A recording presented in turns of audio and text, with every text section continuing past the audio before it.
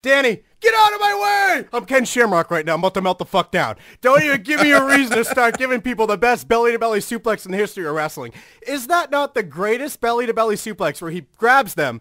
He doesn't even bother falling with them. He just lifts up and down. He does no work. It's if by greatest you mean worse, then absolutely. It's this weird thing where a guy that should have this fighting background and should know about leverage, and you think that would help him, and he's got to have like real strength with him. He should be able to like, I don't know, like do a real, like, I don't want to say a real belly-to-belly suplex, because what he does would be a real belly-to-belly suplex. That's like how it would be in real life if you did it to somebody.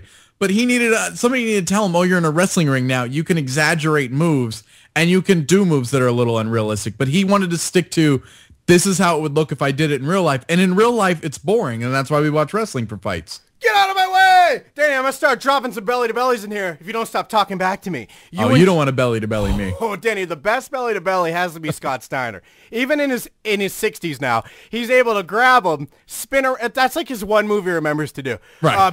He does like 4 times a match now. Belly-to-belly. I'm going to step around you with my numb foot, and then I'm going to spin around and do another. Danny, if Scott Steiner yelled, get out of my way in that voice, I'd buy his workout DVD. Well, you should buy his workout DVD regardless. But yeah, anything Scott Steiner yelled at me, I would take absolutely serious. When Shamrock yells, get out of my way, he loses all his toughness. Like, before Shamrock came into wrestling, I was scared of him because, like, I remember being like a Shamrock fan in UFC. Like, you know, it was early on. He was one of the few names they had. And so, like, I knew him. And then he came to wrestling. I was like, oh, this guy's legit. And they made him like a badass when he was the referee. And then he became a wrestler. And he was one of the least intimidating people that was ever in a wrestling ring, and he should have been. Like, he might be the biggest letdown as far as like a crossover like that for me. Like, as far as I should take this guy seriously, but I can't help but laugh at him. Danny, mine's D'Lo Brown. But anyways, remember Ken Shamrock? They hype him up like when he snaps. Do you have a lot of expectations for D'Lo Brown? Did I ever? Danny, he spun his head real fast, then he didn't even do anything fast in the ring. He was like, Carlito, before Danny, who's this guy? Danny, this is the guy who's about to snap on your ass.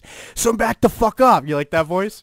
I don't know whose that is. It's my voice. So, Danny, this Ken Shamrock guy, they hype up like he snaps. Look out. Then all of a sudden, his only weakness is that he snaps. They're like, oh, that's his weakness. He'll snap. Why can't I say weakness? Maybe because I'm drunk as fuck, ready to melt the fuck down. But anyways, yeah, they hype up the fucking snap like you don't want him to do it. But then in the big match situation, they're like, this Ken Shamrock's talented, but then he loses control, and then that's his weakness. Danny, what is it? Is the snapping powerful or a weakness?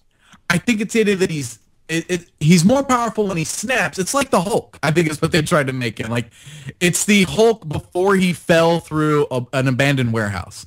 It's the Hulk that can't control it and can't use it for his own good. So he probably would have got himself, you know, disqualified or counted out or something that would have cost him the match.